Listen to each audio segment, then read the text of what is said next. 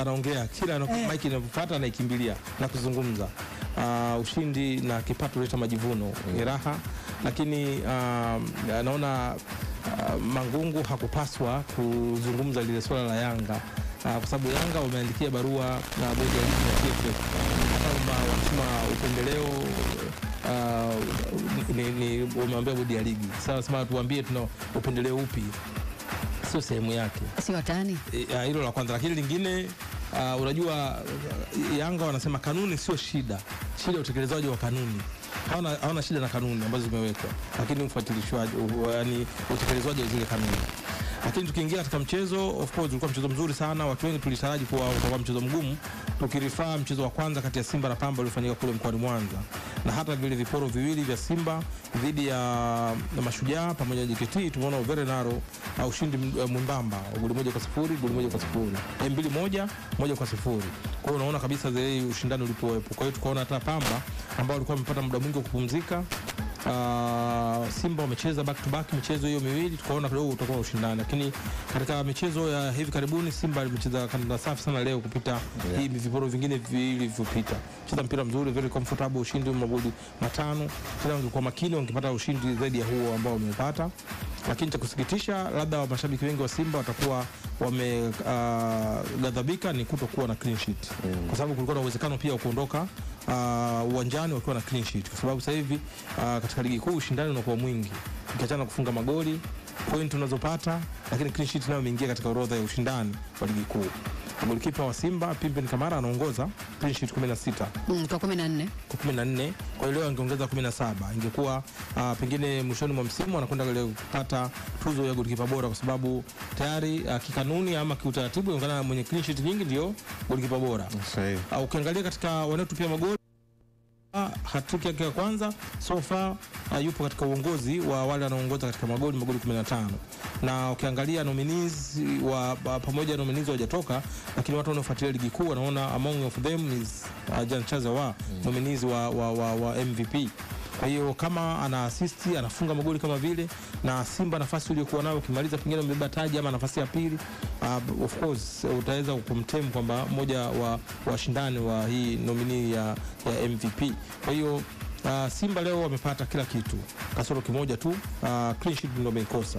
Kama ungepata clean sheet wamepata magoli 3 kwa Jean Chaza, kwa sababu hapo awali hat-trick zilikuwa 2, hat-trick ya Aziz Ki pamoja na Prince Dube pekee katika ligi kuu msimu huu, lakini hiyo ni hat-trick ya 3 kama I'm not mistaken. Kwa hiyo Jean Chaza pia ameingia katika hiyo orodha waliofunga hat-trick msimu huu. Mchezo mzuri, wamefunga comfortable, wamecheza hadhifu kama hakuna kitu kikubwa mbele ambacho tunakitarajia. Hawakupata ushindani ule wa kusema kabisa toe to toe tunakwenda mpaka dakika 90. Ukiangalia mchezo wa kwanza wa Pamba mshike mwingi kule mkoani Mwanza, watu wameshikana mashati si na nini, lakini huu very calm, wamepata ushindi, wanakwenda kuchallenge ubingwa. Lakini pia hii naona itakuwa safari bora kuelekea katika mchezo wa finali wa michuano hii ya CAF Confederation, kwa sababu kama huko umeshinda, umeondoa pressure upande huko, basi unakwenda kule comfortable kama huna wasiwasi wote. Lakini leo walideserve kupata matokeo ushindi, na kama ungekuwa na utulivu zaidi wangepata magoli zaidi ya hayo aliyopata. Lakini kingine ni kuhusiana na Mutale, wakati ligi inaanza watu wengi walikuwa na matumaini makubwa kama Mutale atawasha moto, ndio atakuwa mmoja wa wachezaji ambao msimu huu wana kitu kikubwa sana kwa kundi msimu Simba. Jina la SGR hakulipata kubahatisha, lakini hapo mbele mambo kama Linoki, mwalimu nimemsikia hapa alikuwa na majeraha na msumbua, ndio maana hakuwa katika fomu yake, lakini michezo ya karibuni naona anarejea katika fomu. Yes, watu wengi michezo 5-6 ya nyuma kuuliza Mutale wanasema mwishoni mwa msimu atupishe, lakini kwa sasa wanasema tusubiri kwanza.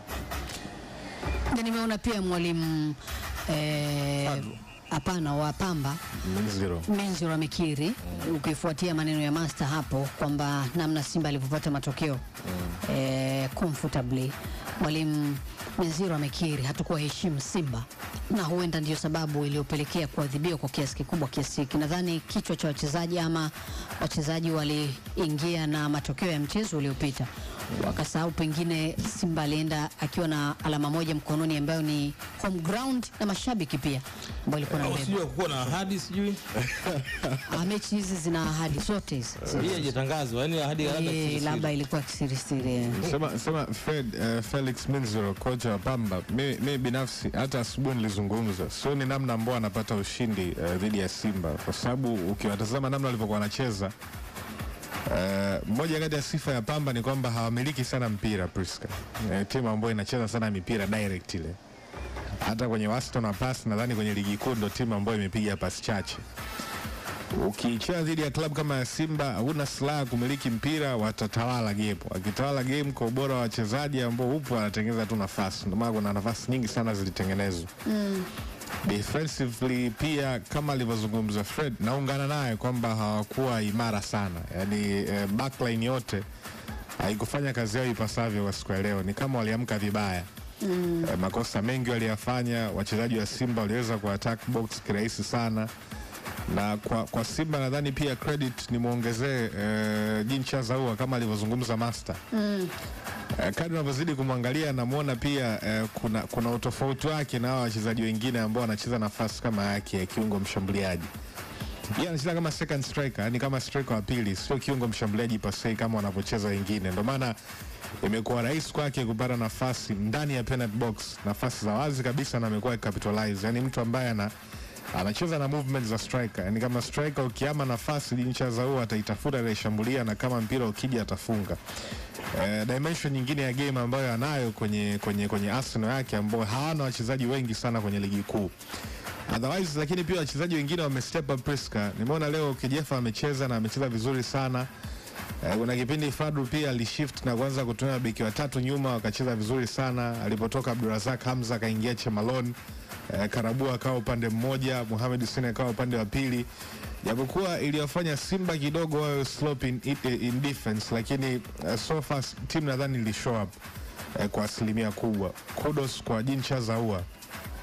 Kelele zimekuwa nyingi sana Priska, kutoka kwa wachambuzi, kwa wadau, na watu wengi sana ambao wanafuatilia mpira. Huenda style yake yeye haiwaridhishi.